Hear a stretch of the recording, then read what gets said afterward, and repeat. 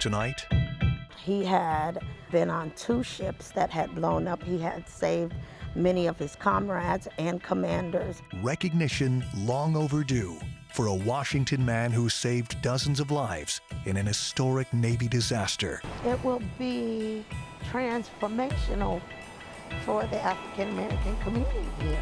The push to make sure his heroism is not forgotten. Plus, she was born in an internment camp. Now a local woman is working to make sure history doesn't repeat itself. If you don't have an accurate count of the people, then our government can't really function and operate in the way that it's intended. Tonight, we're confronting issues of injustice while celebrating our community's diversity.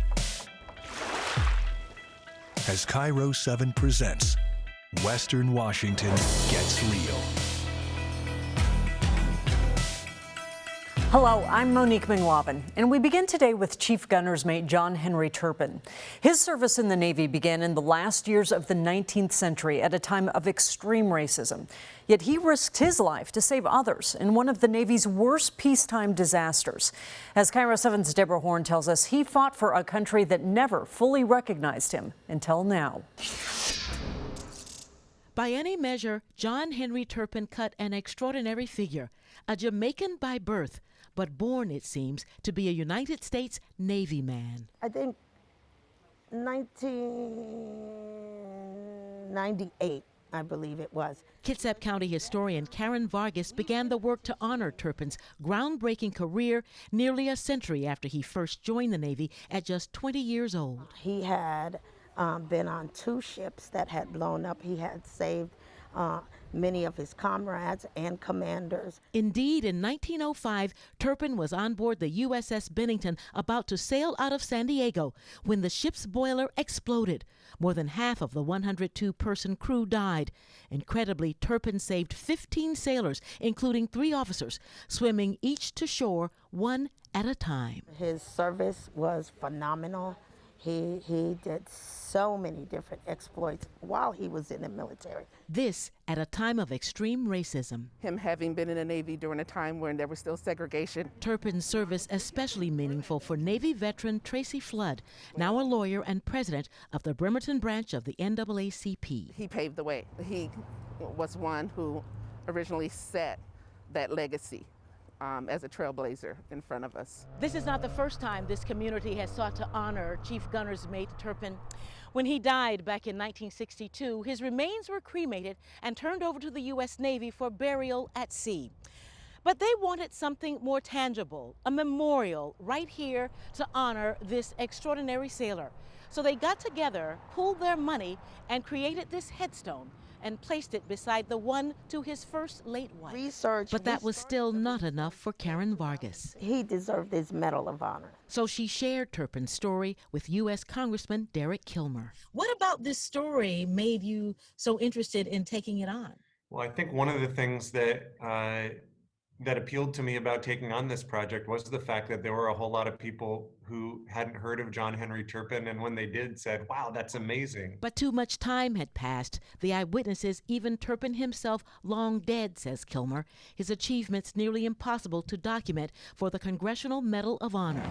So he offered an alternative, to name the main Bremerton post office for Turpin. This was an opportunity to elevate John Henry Turpin's story, to recognize him as a trailblazer, to appreciate his heroic career, and to do it in a way that the local community would see.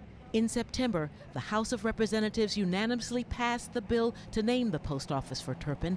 It now goes to the U.S. Senate. The fact that this had so much extraordinary and bipartisan support is really testament to the fact that people are on board with the notion that this is a story that should be told and a person who should be honored.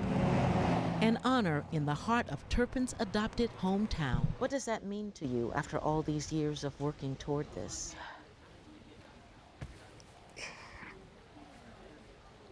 My heart is so full. My heart is full. It will be transformational for the African American community here in this county and in this state. It brings me to tears.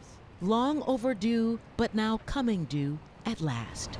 In Bremerton, Deborah Horn, KIRO 7 News. Turpin was married twice, but he had no children, so no one has been able to find any relatives with whom to share this honor. We'll let you know when the U.S. Senate votes. Tonight, a troubled history. The census used to put Japanese Americans in internment camps, but one local group is working to make sure history does not repeat itself. Everyone needs to be counted to make it the government we want it to be. KIRO 7 is following their efforts in tonight's edition of Western Washington Gets Real.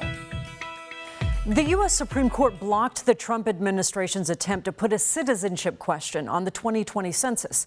Opponents said it would have a chilling effect on undocumented immigrants. KIRO 7's Deborah Horn is back to tell us that ruling was a victory for a Seattle institution and 3 Japanese American sisters who were once interned.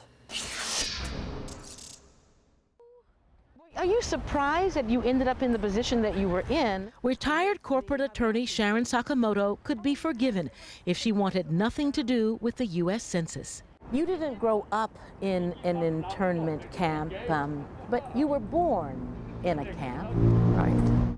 After all, in 1942, the U.S. government used census data to round up 120,000 Americans of Japanese descent and sent them to internment camps.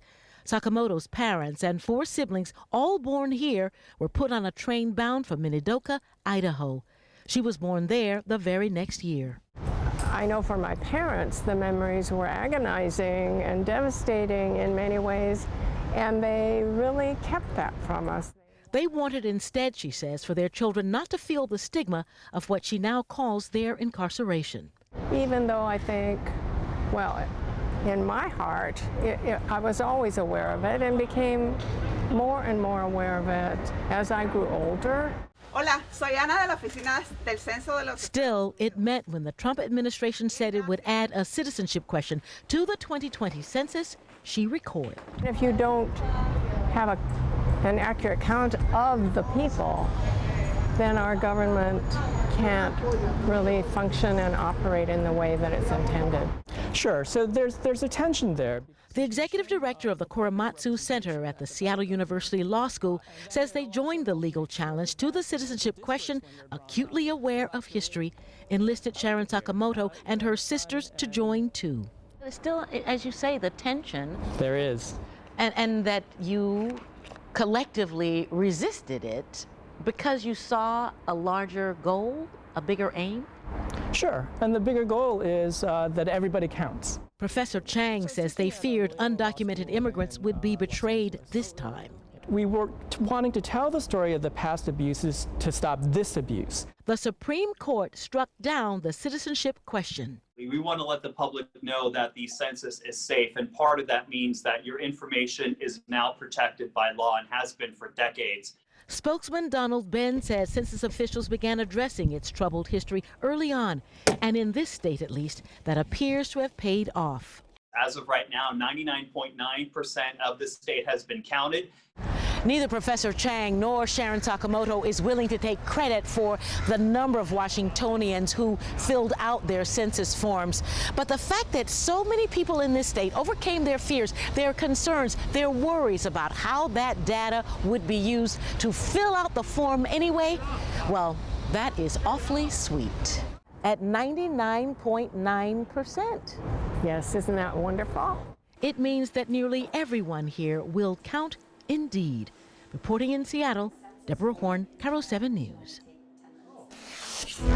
Coming up on Western Washington Gets Real, efforts to develop a vaccine for coronavirus are in high gear, but people of color are being underrepresented in clinical trials. Because we know Black and brown lives have been disproportionately impacted, it's going to be very, very important that Blacks and Latinos participate in the trial. KIRO 7 takes an in-depth look at the issue and the reason why it's so important for a reliable vaccine. Plus, there is a shortage of Latino doctors in our state. So, what is being done to bridge the gap?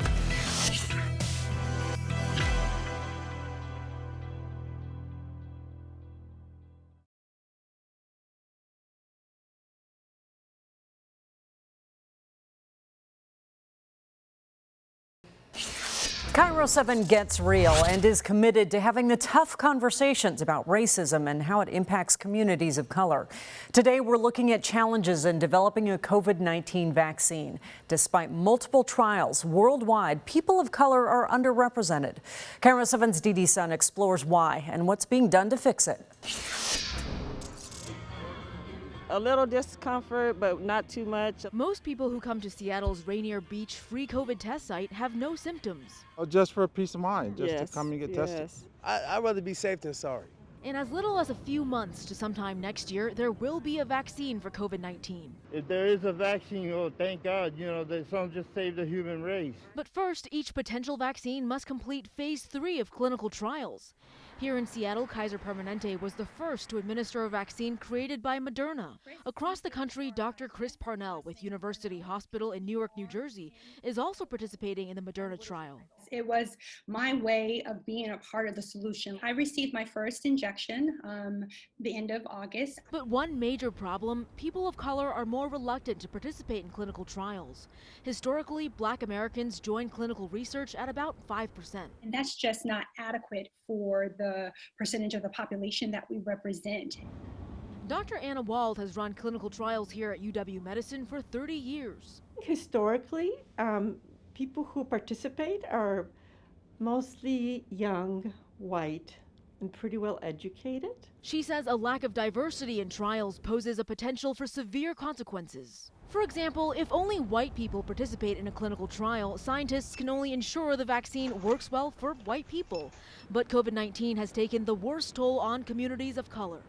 Black Americans die from COVID at more than twice the rate of white Americans. Because we know Black and brown lives have been disproportionately impacted, it's going to be very, very important that Blacks and Latinos participate in the trial. For Dr. Chris, the decision to talk about this is personal. I lost my dad during this pandemic. I lost my father, 78 years old. Her dad was a research scientist. He died on April 13th.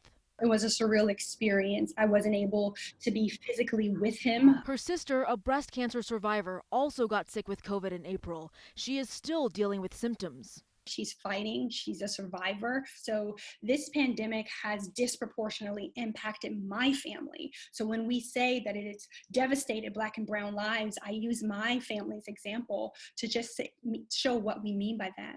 Dr. Chris joined the vaccine trial to honor her dad's legacy and help the community. But these doctors all agree there are many good reasons for BIPOC communities to mistrust new medicine. There is a sordid history of racist abuses that Blacks have endured at the hands of medical experimentation and exploitation. There are the Tuskegee experiments that lasted 40 years. Where Black males were withheld treatment for syphilis just to study the quote-unquote natural progression of the disease. And I could go on and on. Mississippi appendectomies, forced sterilizations of Black and brown women. That history bears an awesome weight, right? A serious and heavy weight on the shoulders of Blacks. And it's not just the history. It's how racism continues to be perpetuated in American healthcare. We see healthcare disparities across multiple conditions where Blacks are even faring worse around mortality. The first step? To validate the skepticism, to validate the concern. Fred Hutch is running what's called the Coronavirus Prevention Network, or CoVPN, creating a registry of volunteers for all COVID vaccine trials. What is Fred Hutch doing to try and recruit more people of color to participate? Quite a few different strategies and activities that are happening.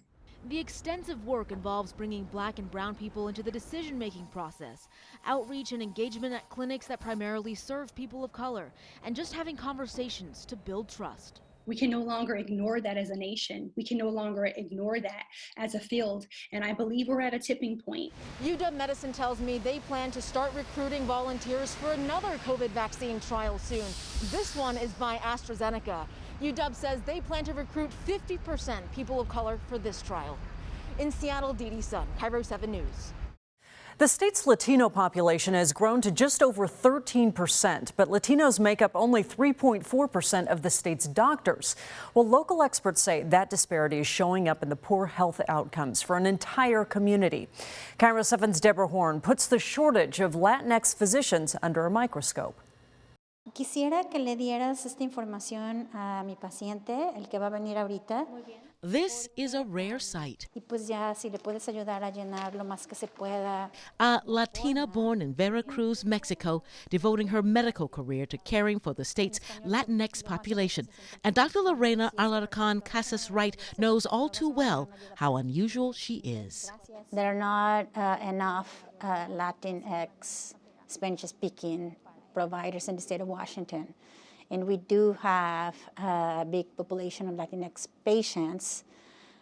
So it's, we need more representation. Why do you think that we're in this position anyway? Is it a matter that we just haven't paid attention to this? Yeah, I think we haven't paid attention. And while we weren't paying attention, Latinos were growing into the largest minority group in Washington state. People mostly from Mexico to do the back-breaking work many Americans regard with scorn, and they stay. In 1980, just 2.9% of the state's population was Latinx. By 2018, the population had grown to more than 13%, nearly 1 million people. But the number of Spanish-speaking doctors has not kept pace. And we know this from research we've done. Dr. Leo Morales, co-director of the Latino Center for Health at the University of Washington, recently worked on the Washington State Latino Physician Workforce Study. It found a critical shortage of Latino physicians, just 3.4% of the state's medical workforce. Dr. Morales, a Seattle native whose parents were born in Bolivia, says that has consequences. When you have linguistic and cultural similarity between the patients and the doctors, care is better. Outcomes of care are better, and patients have better experiences with their doctors. An issue suddenly visible because of COVID-19's devastating impact on Latinos. 43% of the state's COVID-19 patients are Latino, more than 3 times the state's Latinx population. Why is this happening? Why are we in this position? The failure to diversify medical schools. So there's a lack of Latino teachers, of professors, and physicians. And so young people are not seeing themselves in the professions, in the health professions. Even so, efforts are being made to try to reduce the disparities in health for the Latinx community. The University of Washington is holding a Latinx diabetes clinic right here on Tuesdays so that both provider and patient speak the same language, so that nothing about their health is lost in translation. That work is happening at UW-Medicine's Latinx Diabetes Clinic in South Lake Union. Dr. Wright, the clinic's director, specializing in a disease that is the greatest killer of Latinos. Her fluency in Spanish an asset, especially when having the hard conversations about changes in diet and lifestyle. It is not just the language, but also understanding the culture. Some things are lost when in translation. In translation, yeah, absolutely, that's true. Well, are you hopeful for the future? I am. Yes, I am. I think we have a lot of things to work on and a lot of things that need to improve, but we are having those conversations. Conversations she believes will eventually translate into a healthcare system designed to treat all Washingtonians, no matter where we come from. In Seattle, Deborah Horn, KIRO 7 News. The UW Latinx Diabetes Clinic holds its weekly screenings every Tuesday, and we have a link to the clinic on our website at KIRO7.com. Coming up next, we are getting real with Native American artist James Madison. The important message of conservation he chisels into every piece.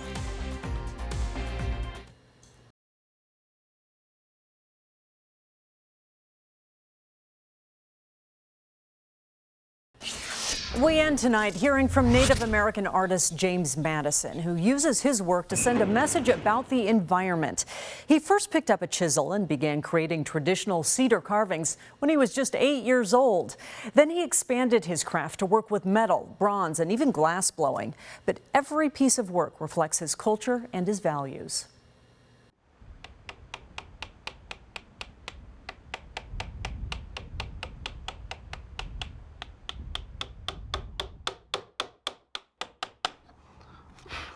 I learned from my grandfather and my father. I put my heart, my soul, my being into every piece that I make. This is a mold for a bronze fin That's going to be 13 feet tall. It's made out of 998-year-old old growth red cedar. And this is a depiction, if you will, of Bigfoot. The way that we say Bigfoot around here is Glokabuk. I am Snoqualmie, Snohomish, Skykomish, Duwamish, Squirrely Green, and I have Tlingit blood. We are on the Tulalip Reservation. It's where I carve now. It's home. Learning at my grandfather's house, my grandpa always told me that we're not petrified, we are still alive. And he told me that these carvings is very important to keep our culture alive. Grandma, 12 years old. I feel like I just made this. But we also need to use those new mediums that are out there. I work in metal fabrication, bronze casting, glass. So this is called Mother Earth. It's all carved out of yellow cedar. And up on the left-hand side there, there's a salmon and a teardrop. I think the animals are trying to tell us something. We're not listening. My part is to make a statement. Maybe somebody will come in and be so enamored by what it looks like, have some kind of spiritual connection to it. And then even if they don't, then they also got this other part, which is why I'm choosing to put 3 whale fins, or why I'm choosing to put salmon here.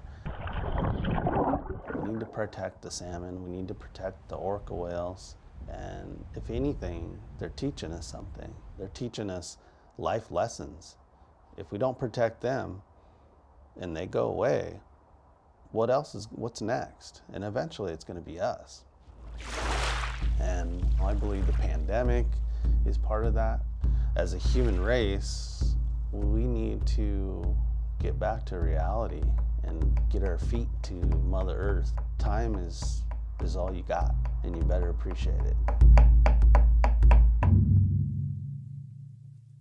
That was from photojournalist Bill Skoke. And in keeping with environmental preservation, that giant cedar sculpture James was carving is actually made from naturally fallen trees from the Pacific Northwest.